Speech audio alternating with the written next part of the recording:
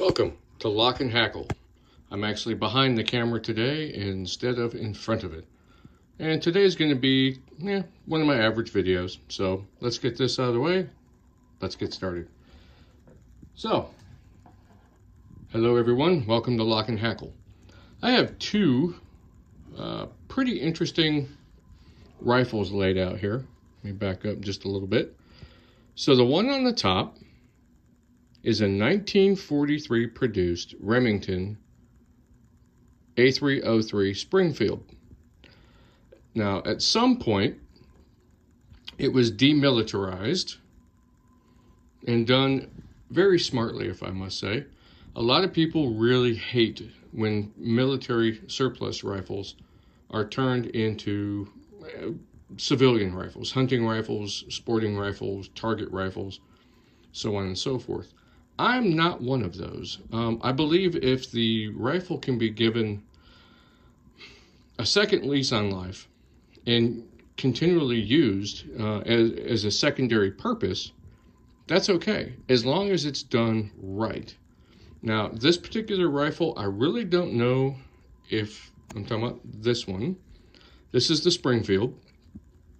And something about this one tells me that it wasn't a guy in his garage. First off, the barrel was turned. This is the original barrel that would have been on the military rifle. It still has the flaming bomb on the barrel, and it's marked 43 right here at the very tip. I would get a picture of it, but it's very faint, but it's right there. And then underneath here, it says Remington, and then the date, I actually looked it up, and it's 1943. So this matches this, which is very nice. The extractor, as you know, these are control round feed, was blued. The third locking lug was semi-polished, along with the bolt was bent. Or actually, I said it was cut, welded, and bent. Everything was re-blued instead of that parkerized finish. We have a faux ebony end here with a white spacer. We have a black pistol grip cap with a white spacer. And then we have a really nice butt plate with a white spacer, a high comb with a Monte Carlo stock. Very nice wood grain. Now, I took this off, and the stock itself was made by a company called Fagen, F-A-G-E-N, which is no longer in business, I don't think. I remember hearing that name when I was a kid. And so this may have been a mass-produced stock for a company that did repurposed rifles. It has the original Weaver K4 scope, which still works just fine. You don't have any real magnification whatsoever. It has the single claw loop over Weaver rings. I've kept it all original. Some hand load 30-06 here. I got it out of a pouch. It's starting to tarnish a little bit. The bottom one, this, is a Mauser produced in 1918. And then it's restamped 1920. This was a Gewehr 98. It has the GEW 98 on the other side. And this one was not nearly as demilitarized as this one. For the simple fact that it still has the steps in the barrel, right here, that would be where the wood furniture and all that stuff would be at the top. And the Gewehr 98s were a lot longer than your Car 98s, which was a Carabiner 98. But they did put a Carabiner 98 bolt in here. And interesting story behind this Mauser is it was one of the manufacturing plants that was last to be closed at the end of World War II. Sorry, World War I. In 1917, so many of the manufacturing plants had been attacked and shut down and so on and so forth. This particular plant, which it's hard to see, I can't get it on there just right. It is, I can't pronounce it, Oberspree was the name of the plant. and it was one of the last ones to still be in production by the end of the war. Then, as we all know, the Treaty of Versailles pretty much muted the state of Germany. It really couldn't do anything. So what they did in 1920 was they took a stockpile of their weapons and created a national police force. And what they did there was that allowed them to repurpose a lot of their weapons to the kind of like a National Guard or something like that. And what that would allow them to do was take older, I'm trying to get this thing to stand back up, but it won't work. Go into their inventory and produce these for the military police or the state police. Then they were repurposed for World War II. They would have been obviously given a different bolt. They were chambered for the 8mm Mauser, which wasn't very hard to do.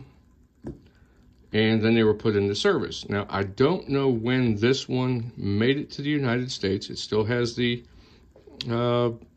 Mauser ladder rear sight. It doesn't have the actual Gewehr 98 sight, which was this roller coaster looking thing. And the front sight way down here.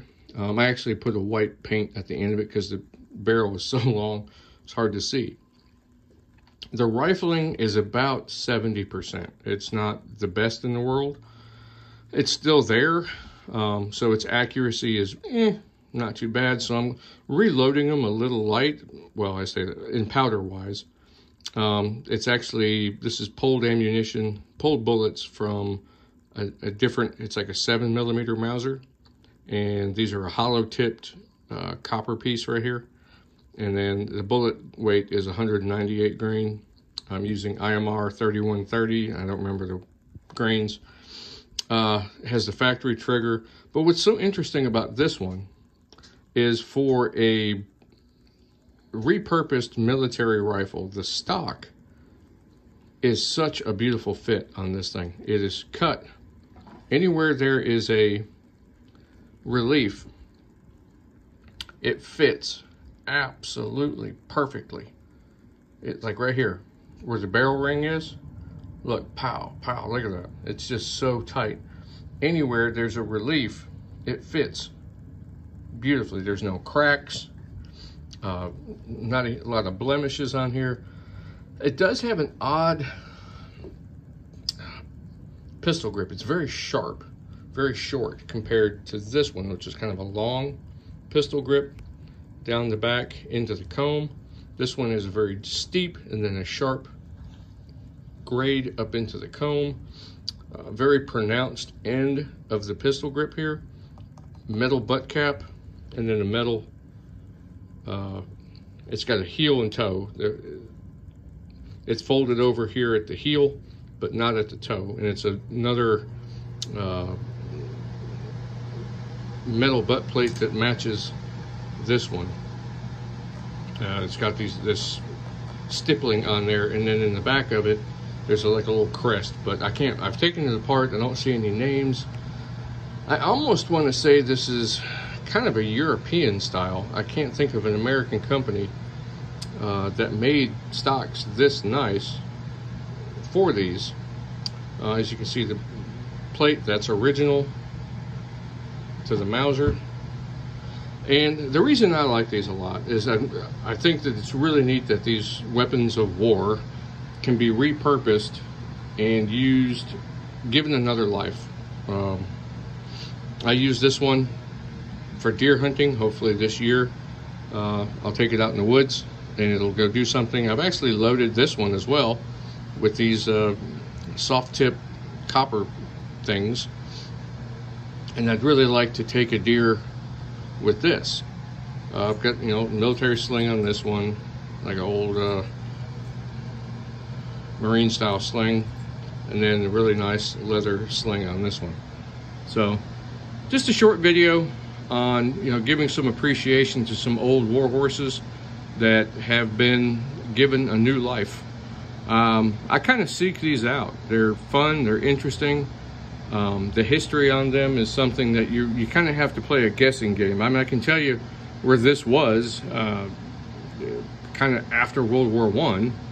Its life it was repurposed for military use and so forth. This one, I don't know. It was probably bought up out of a rack of rifles, and somebody decided to build some sporting rifles, because those are very strong actions. As a matter of fact, this came from this. So yeah, you can research it. The A303 Springfield, the Eddie Stone are all based off of the Mauser 98 design with a little bit of changes. We have right here a claw extractor here, a claw extractor here. These are both push feed. This has 2 locking lugs with, you know, kind of a 2 in the front.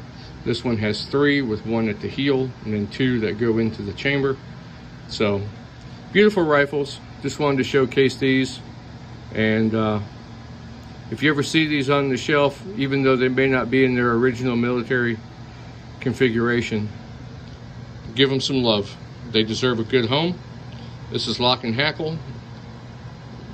See you outdoors.